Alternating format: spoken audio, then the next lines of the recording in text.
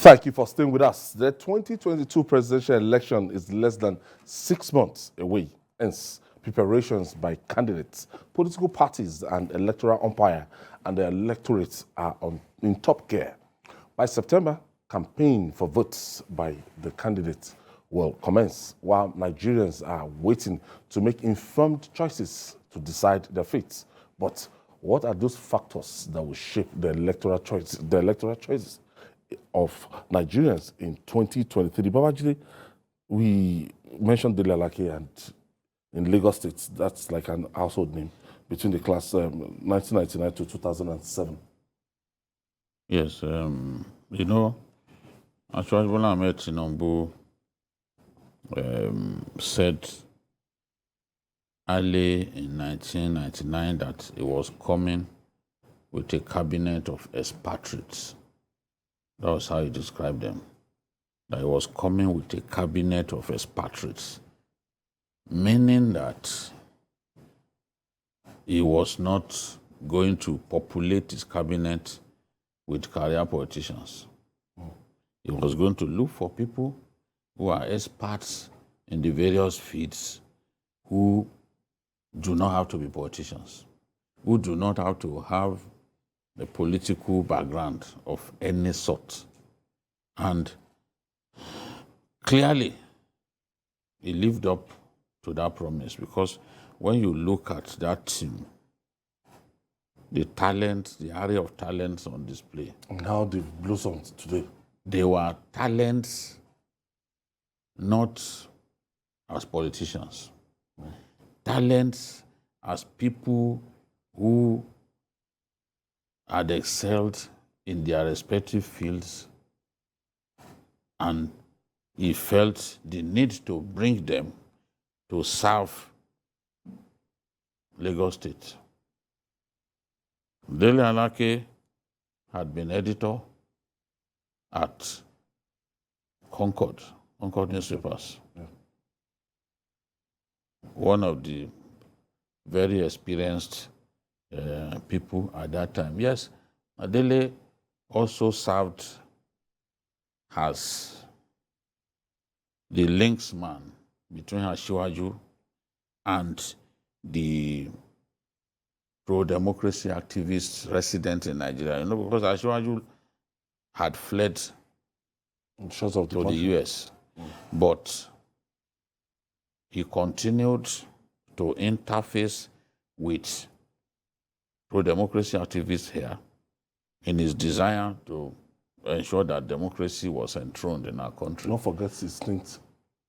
So people like Dele were the people that he used to reach out to those pro-democracy activists, the Afeniferes, and the other people that he needed to work with while far away, and building a political structure that would be useful to him if and when he decided that it was time to get involved with politics. So he was already known to those people. Not forgetting his June 12, this thing with MK Abiola, his role. Yes. Yes. But he first made a name as an editor. Yes. As an editor, of the most famous editors of his generation. And so Asiwaju then gave him that responsibility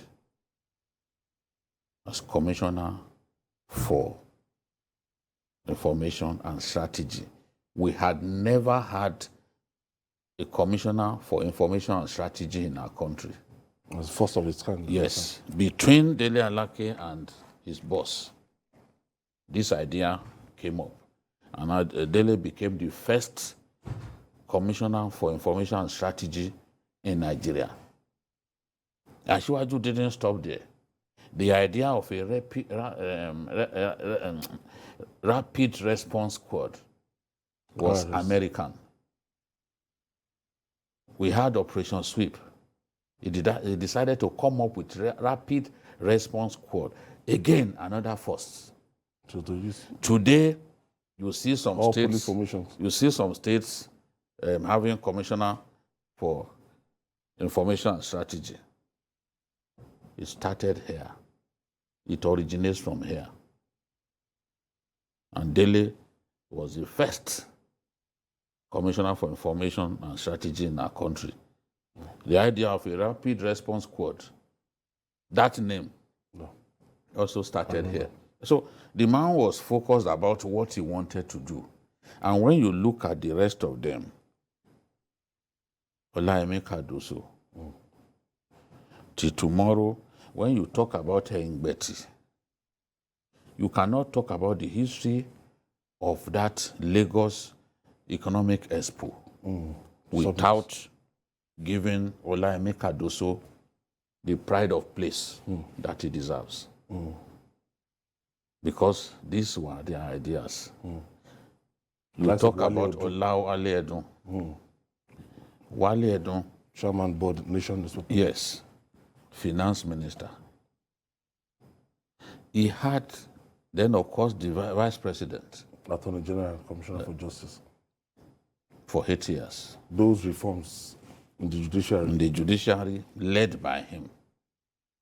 He told Asiwaju, I will do a good job, but promise me that whatever decision I take about these crooked people that we are going to identify within the judiciary in Lagos will not be reversed. And Asiwaju gave him his word.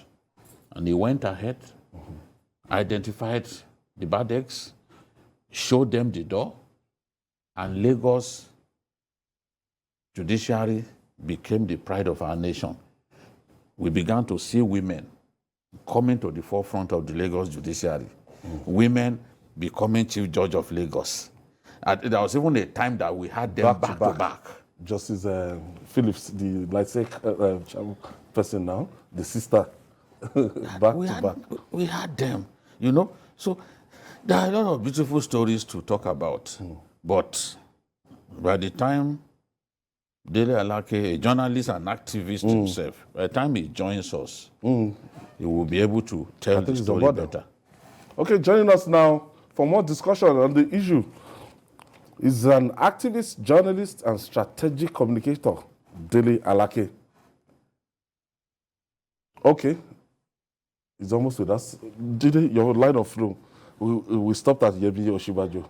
And if you remember that time, he had the likes of Rauf Aregbesola, yes, Moise Banire, the Tunji Bellos. And let me also tell you, I was editor of PM News. And in that position, I was privileged to interview Asiwaju Bola Ahmed Tinubu on a number of occasions. We also conducted a survey amongst the commissioners. Nigerians, in form of a voice pop, they told us who were the best commissioners in that administration. I will tell you that Rauf Aregbesola came second. I'm not going to talk about who came first. Rauf Aregbesola came second in the survey that PM News conducted. So, it was a star-studded squad. Star-studded. Everybody. And he became governor. Okoyemi Bamidele. That was true. Yeah, Okoyemi even came in later. You know, Okoyemi came in later.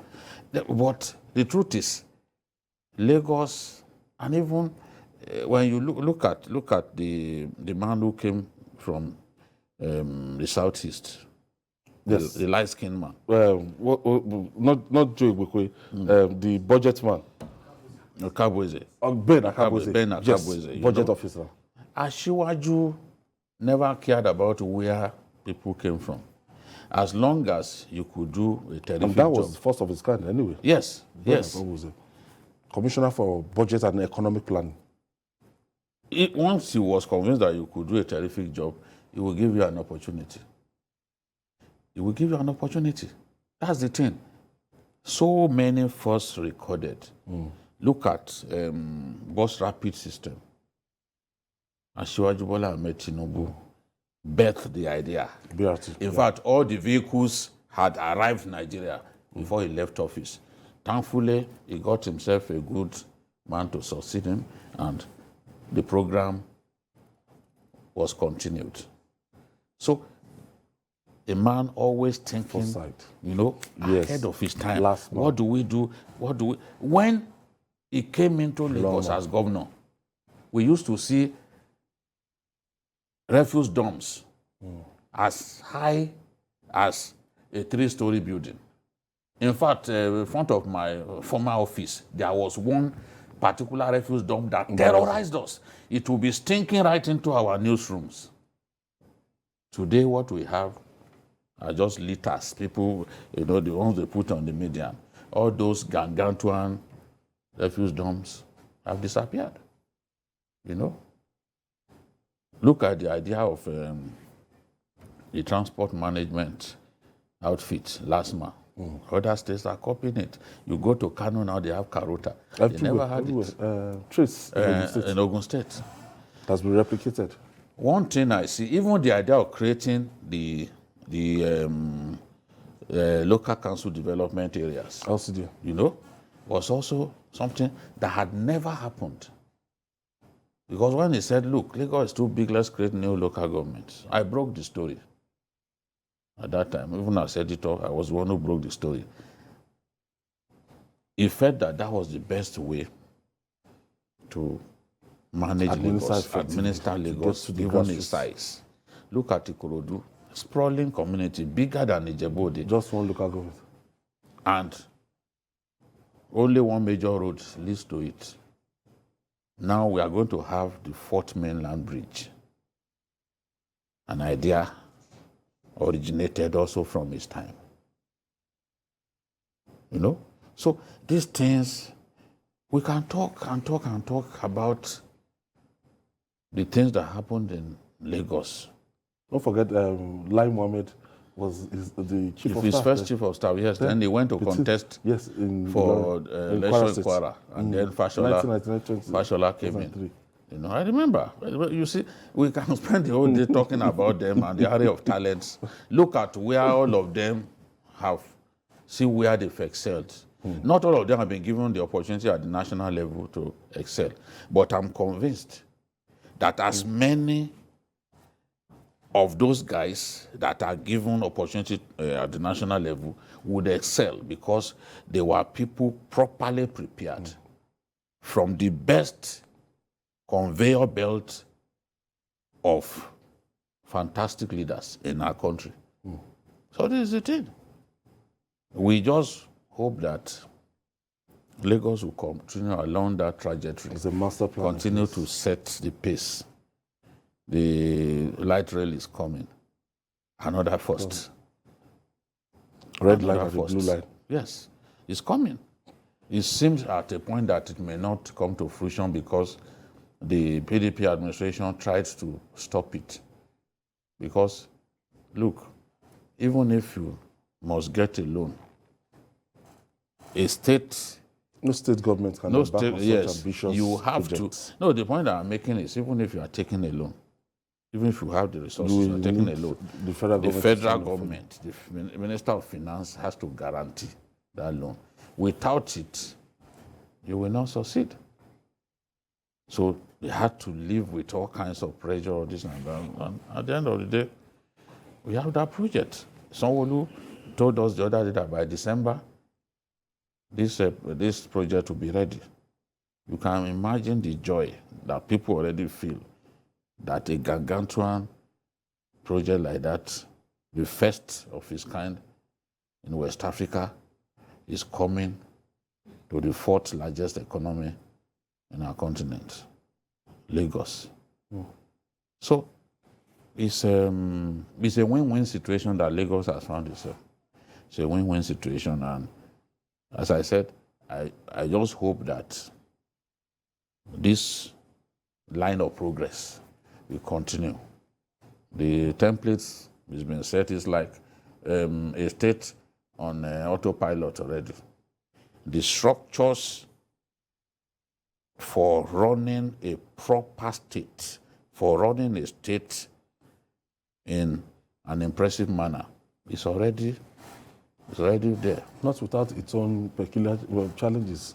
Security, the number of people in Lagos State, is arguably the most populated state in the country. When we talk about security, many people in other states in our country will wish they were in Lagos.